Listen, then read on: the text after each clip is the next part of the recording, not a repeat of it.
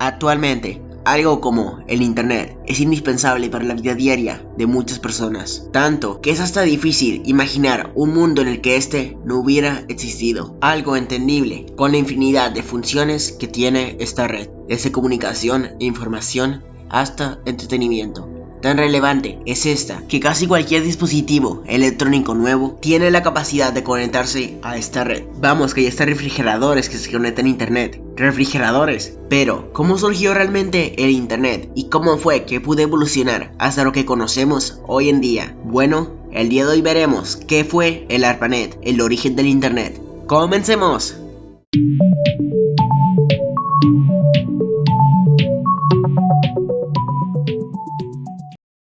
Antes que nada, debemos entender el contexto en el que surgió esta red. Y es que, para poder llegar al origen de este, debemos remontarnos a un conflicto del que seguramente has escuchado antes, la Guerra Fría. Un enfrentamiento de casi medio siglo, liderado por Estados Unidos contra la Unión Soviética durante el siglo XX. Ambas enfrentándose para poder implantar sus ideologías en el resto del mundo.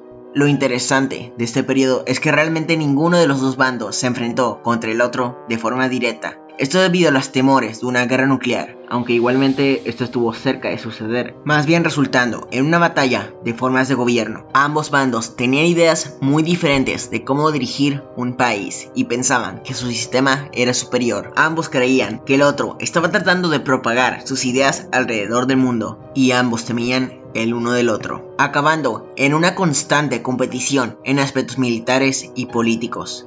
En medio de esos enfrentamientos, específicamente en 1957, la URSS lanzó el primer satélite artificial de la historia, Sputnik 1, y aquí es cuando surge el ARPANET.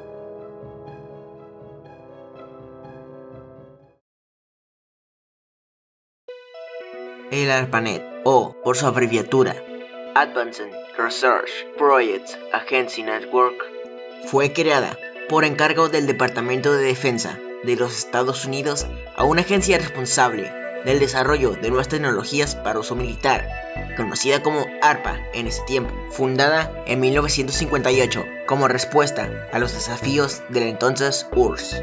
El objetivo de este era conectar entre sí las computadoras que hacían parte del antes mencionado Departamento de Defensa, buscando así optimizar los recursos y el flujo de información. Antes de la creación de este, la única manera de comunicarse digitalmente era por medio de telégrafo, el cual emitía señales eléctricas que viajaban por cables conectados entre un origen y un destino, y utilizaba el código Morse para interpretar la información.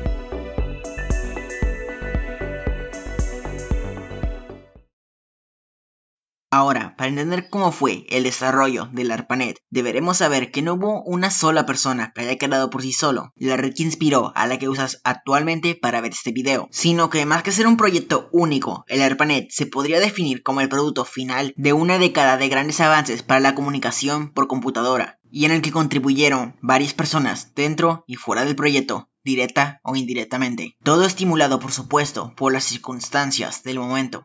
De las personas que traían mayor aportación al ARPANET, podríamos destacar a Paul Baran, Leonard Kleinrock o al científico y psicólogo Robert Licklider, conocido por su extenso trabajo sobre la interacción y las interfaces entre humanos y computadoras, quien en 1962 se unió a ARPA, entusiasmando con su visión a los informáticos Robert Taylor e Ivan Sutherland, con lo que comenzaron las investigaciones. Más tarde, Licklider abandonó tanto ARPA como el proyecto en el año 1964. Al mismo tiempo, pero ajeno al ARPANET, Paul Baran, investigador del grupo de expertos de Rand Corporation, laboratorio de ideas sin ánimo de lucro, recibió instrucciones de elaborar un plan para una red de comunicaciones informáticas que pudiera sobrevivir a un ataque nuclear y aún así seguir funcionando. Cabe resaltar que el ARPANET no puede ni está diseñado para resistir un ataque de este tipo. Para esto, en 1962, Paul Baran presentó un sistema que en caso de que uno o varios puntos de conexión resultaran destruidos, los demás se podían seguir comunicando sin problema alguno. Se le ocurrió un proceso que llamó enrutamiento de patatas calientes, que más tarde se conoció como conmutación de paquetes. Esta teoría se basa en que toda la información que sale de un dispositivo se trocea en bloques para ser transmitida por la red, y a estos bloques se les llama paquetes. En fechas parecidas, el profesor Leonard Kleinrock, profesor de la Universidad de UCLA en California, escribió un libro denominado Communication Nets, el cual propuso la teoría de conmutación de paquetes en la interconexión de redes. Aunque inicialmente estas investigaciones no llegaron a mucho, las ideas de Barron, Kleinrock y otros investigadores en conjunto sirvieron como inspiración para el desarrollo de la arquitectura descentralizada del ARPANET del modelo propuesto por el MIT. Mientras tanto, la ARPA y Robert Taylor contactaron a Lawrence G. Roberts del laboratorio Lincoln en el MIT para dirigir el proyecto. Su concepto original consistía en unir directamente las máquinas con cables telefónicos, que posteriormente fue cambiada para usar pequeñas computadoras separadas solo para gestionar los enlaces de comunicación. Sobre esta base comenzó el diseño inicial del ARPANET. El proyecto siguió avanzando y para el verano de 1968 ya existía un plan completo y aprobado por ARPA, celebrándose un concurso con 140 posibles proveedores. Y, finalmente, el 29 de octubre de 1969 a las 10:30 de la noche, el profesor Leonard Kleinrock envió el primer mensaje a través del ARPANET al Instituto de Investigación de Stanford, donde se recibió una sola palabra: login.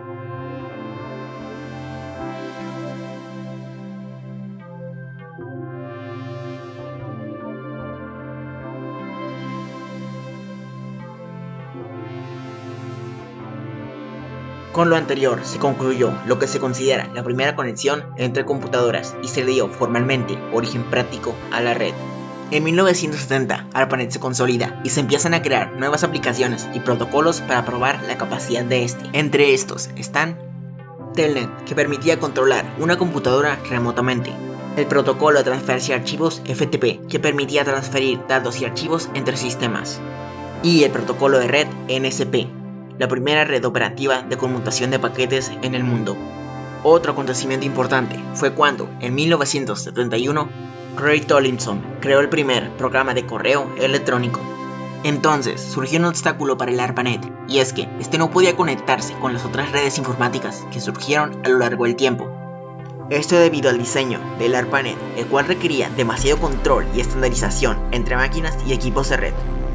A raíz de esto, en 1973 se creó un nuevo protocolo para comunicaciones informáticas que fue probado por primera vez en 1977 en la ARPANET. Este permitía que una red transfiriera paquetes de datos a otra red y así sucesivamente, conocido más tarde como TCP/IP. Actualmente tiene una función primordial en el Internet. En 1975, ARPANET fue transferida a la Agencia de Comunicaciones de Defensa. En ese momento ya no era experimental ni estaba solo, pues a finales de los 70s habían surgido numerosas redes nuevas, incluidas CESNet, CDNet, BitNet y NSFNet. El último de estos eventualmente cobraría más importancia, incluso superando al mismo ARPANET.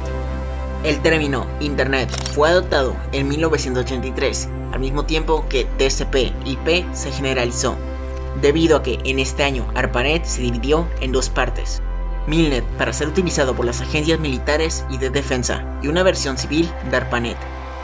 Aquí es cuando surge la palabra Internet, término que se acuñó inicialmente como una forma fácil de referirse a la combinación entre estas dos redes, a su interconexión de redes. Sin embargo, el final de los días de ARPANET comenzó a mediados de 1982, cuando su protocolo de comunicaciones NSP, el protocolo que usaba el ARPANET, se desactivó durante un día, permitiendo que solo los sitios web que habían cambiado el lenguaje TCP/IP se comunicaran. El 1 de enero de 1983, NSP pasó a la historia y TCP/IP comenzó su ascenso como protocolo universal.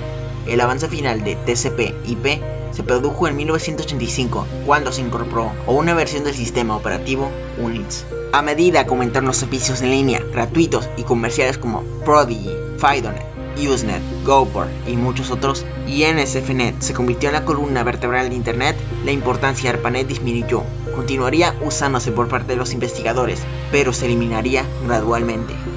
El sistema finalmente se cerró en 1989 y se desmanteló formalmente en 1990, dejando un gran legado, como la red que acabó originando algo tan importante para la vida de muchos como lo terminaría siendo el Internet.